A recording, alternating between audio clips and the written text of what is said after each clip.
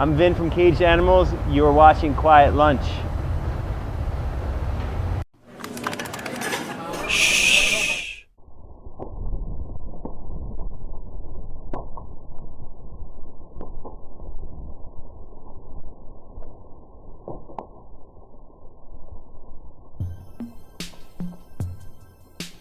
The name Caged Animals came to me while I was on tour with my old band, which is called Soft Black. And we were doing this tour with our friends who were in this band called Werewolves, and both bands kind of smushed into this. It was a Dodge van, a 9-passenger Dodge van, and we were just 9 people in this van with all this stuff. And I just wrote down that phrase, and it was kind of useless to me for a while. I didn't know what I really wanted to do with it. And then I started making these recordings on my laptop, just kind of improvised pop songs, and the name crept into my head as the title for what I was working on. So that's how Caged Animals came to be the name of the project. But I like it for the opposite reason of what I just described. I actually don't even really like how I came up with the idea. I just like what it could possibly mean to someone else. And I feel like every time I hear an interpretation of what it means, it's always different, it's always a little bit better. So I like the open-endedness and the poetry of those two words and the way they speak to different elements of our human experience. I have a new record just about to come out this fall. It's called In the Land of Giants. And I started working on it, I guess, in the fall of 2011. And it was kind of a reaction to everything I had done before. Specifically, when I was working on the project Soft Black, the first record I made was called Blue Gold, and that record had a lot to do with my father passing away, and it had a lot to do with just my ideas on aging and sickness as like a 21, 22-year-old man who smokes way too much weed. That was my first experience with writing, and then from there I progressed into a record called Earth is Black, also as Soft Black, and that was a record which is solely about these nightmares that I was having. So again, kind of a weightier, darker terrain. Then I made one other record as Soft Black called The Witching Hour. That record didn't come out, but that was kind of the most intense of the three, and it kind of dealt with a lot of personal darkness and demons that I was kind of up against mentally. And that one took me about 3 years to write. And when I started writing it, I was living out of my car in Brooklyn and writing in my friend's rehearsal space from like 6 in the morning till 2 in the afternoon. So Caged Animals starting as a project was kind of this huge reaction to all of that. And I was just kind of doing pop songs, trying to do the most simple, basic, and almost optimistic music that I could. And it was just really in reaction to everything that I'd done as Soft Black. So on this record, what I tried to do was to marry the sort of lyrical focus of what I was doing as Soft Black with the melodicism and music that I had started as Caged Animals. So this record for me is kind of a marriage of those two ideas, and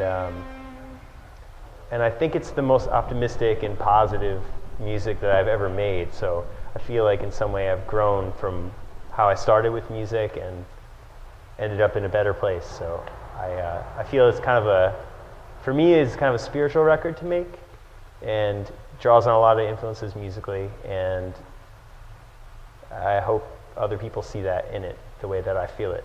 The main way that this album differs from everything I've done in the past is lyrically it's very direct.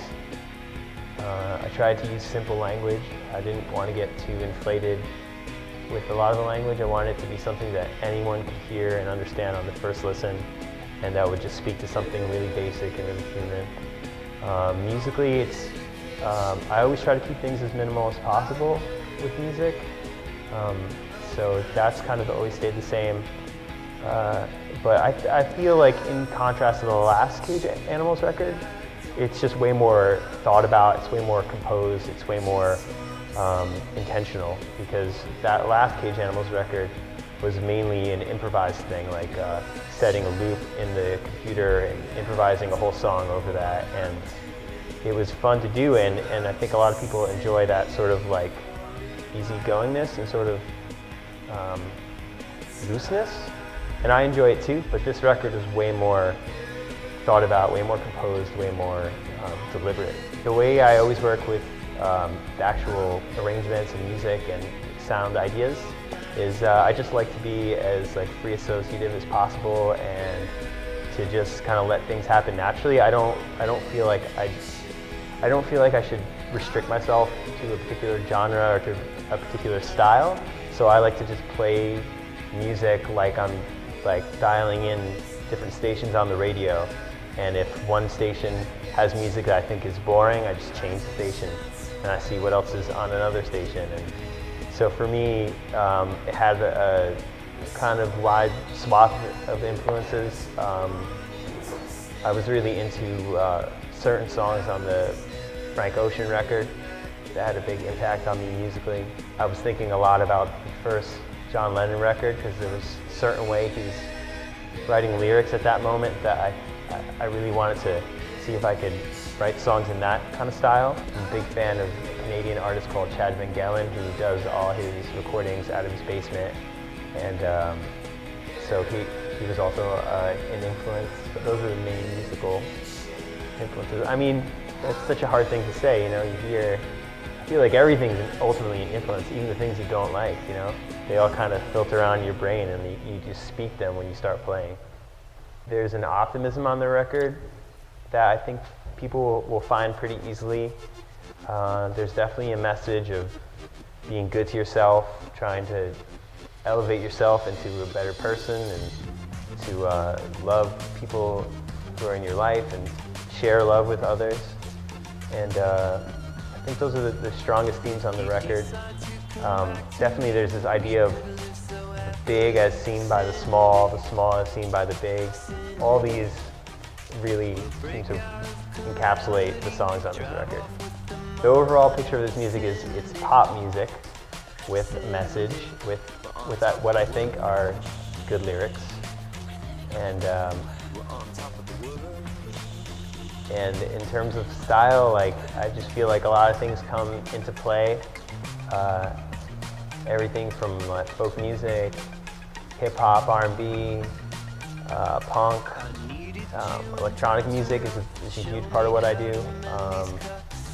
So I feel like like I said before with the whole radio thing, that I really feel that in my brain. I feel like I don't feel like I need to doggishly go after a particular style with music. I just like to let it be about the songs, let it be about having good words that mean something and say something, and have a really great melody, hopefully, and then let those things, the lyrics and the melody, kind of dictate how the feel of the music should be. And like I'm not afraid to go into any direction with it. And I think that makes it kind of hard to sell music in a way, because people really want to know like, what is this music?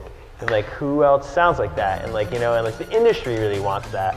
But I don't really feel like I need to pander to the industry to make records that people will understand. And I think people are into a lot of music more than ever in 2013. Like, we have all kinds of access to music, and it's all pretty much free now, so we can just get into whatever and enjoy all different kinds of art, and that's how I find that our style is based, from where it's based.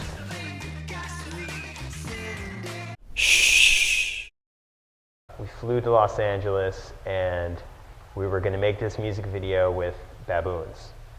And for the weeks leading up to it, I was like terrified, you know, because like you've heard of all like baboons attacking people, like ripping off their faces and all kinds of stuff. So I was like, I'm gonna be in this video with these monkeys, and they might hurt me, who knows? Like, this is a wild world we live in, anything's possible. So my record label just let me believe the entire time that I would be in the same room as them all the time, that I'd interact with them all the time.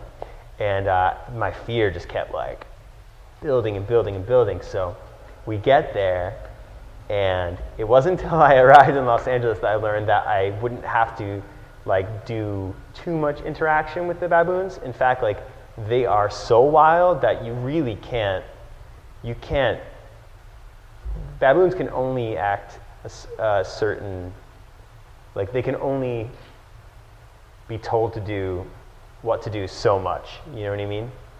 So the trainer, the first thing he said to us is like, don't smile at the baboons, don't look them in the eyes, nothing, just try to be cool, because a couple different times during the filming of that video, like, you know, something fell off the wall, the baboon flipped out. He started like screaming and like flailing his arms, but you know, they're kind of they were amazing overall. I mean, just to interact with like an animal like that, and you know, they have such personalities to them. They really remind me, like baboons remind me of just like sort of like punk rock kids, like they just don't want to listen to their trainer, and like they want to do what they want, they want to have fun, and like it was just amazing to hang with them and see them and watch them act, and you know, it was a once in a lifetime experience.